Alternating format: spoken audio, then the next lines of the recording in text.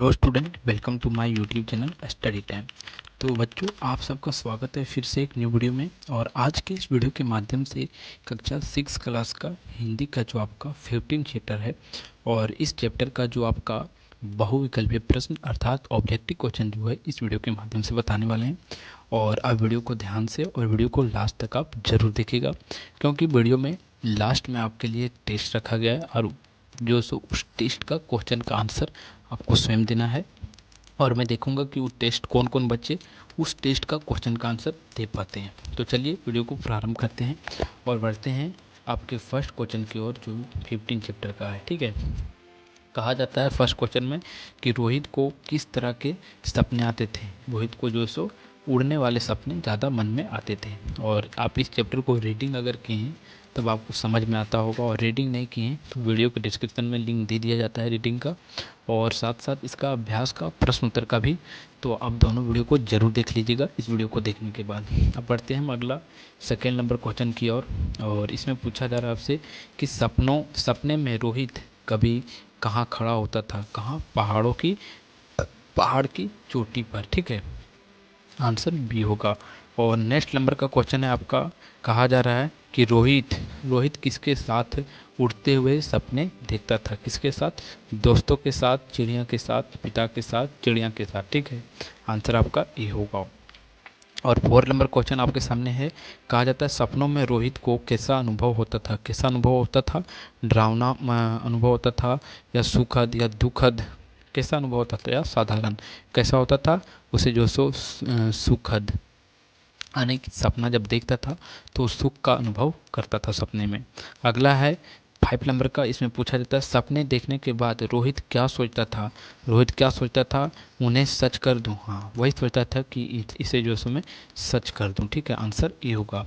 और 6 नंबर का क्वेश्चन आपके सामने है। इसमें पूछा जाता है कि रोहित के पिता क्या थे।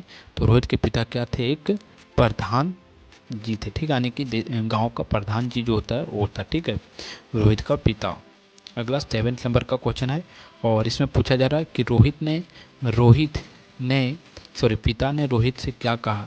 जो रोहित के पिता थे वो रोहित से कुछ बोले। क्या बोले? कि सपनों को छोड़ो और स्कूल जाओ। ठीक है, उनके पिताजी यही रोहित से बोले कि सपने सब झूठ होते हैं, लेकिन जो दिन में जाकर सपने देखे जाते हैं वो सपने असली होते हैं, और सो के जो सपने देखे जाते हैं वो झूठ के होते हैं।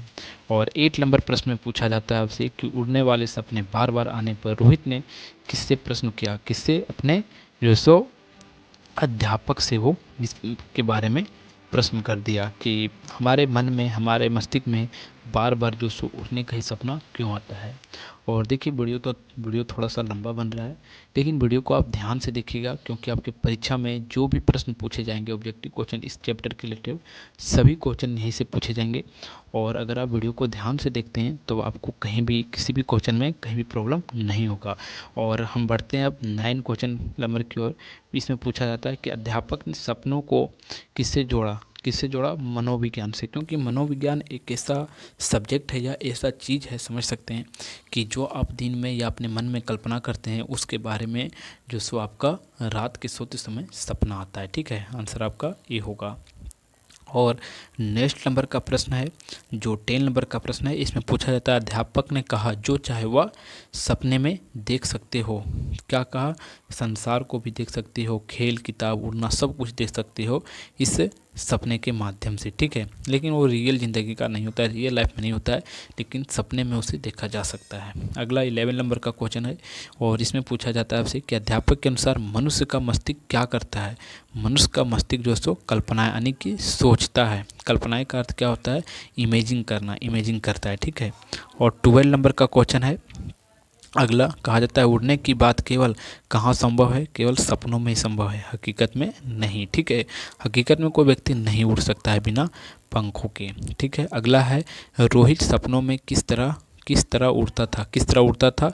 पतंग की तरह, पक्षियों की तरह जो सो सपनों में वो उड़ता था, लेकिन वह सच नहीं होता था। जब रोज सुबह उठ के देखता था तो फिर वही बात उसके मन में आता था कि। अब अगला प्रश्न देखिए, जो 40 नंबर का क्वेश्चन है। इसमें पूछा जा रहा है आपसे कि रोहित किस रास्ते से स्कूल जाने लगा। किस रास्ते से?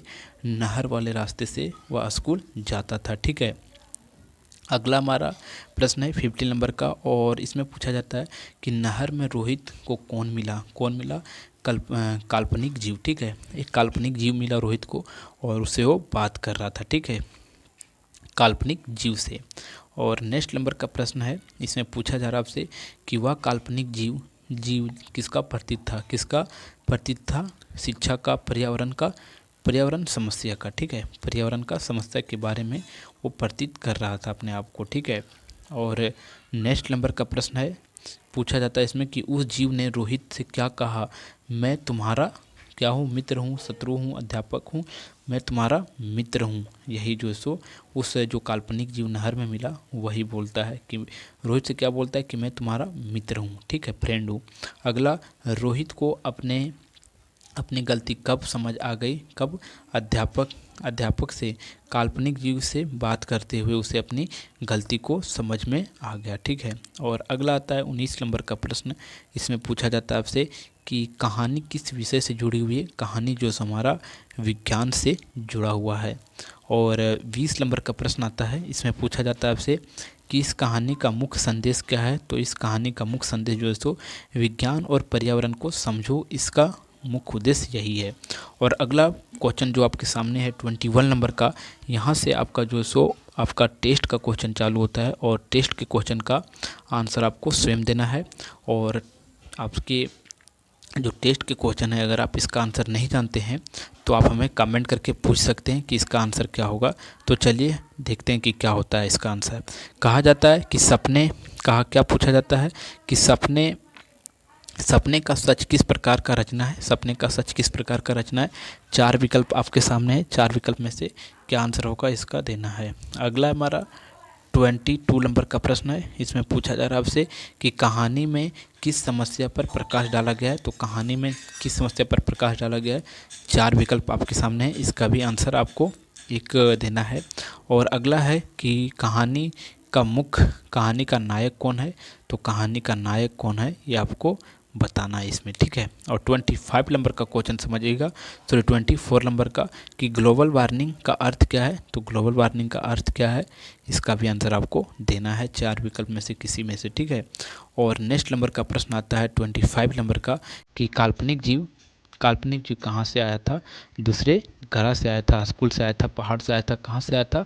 इसका भी आंसर आपको देना है। और इस प्रकार इस अध्याय का प्रश्न उत्तर समाप्त होता है और टेस्ट भी समाप्त होता है। तो इस वीडियो को अगर आपको अच्छा लगा हो तो आप लाइक जरूर करें, और चैनल पर नए तो चैनल को सब्सक्राइब जरूर करें। तो फिर मिलता है आपको एक नेक्स्ट वीडियो में, तब तक के लिए जय हिंद, जय भारत।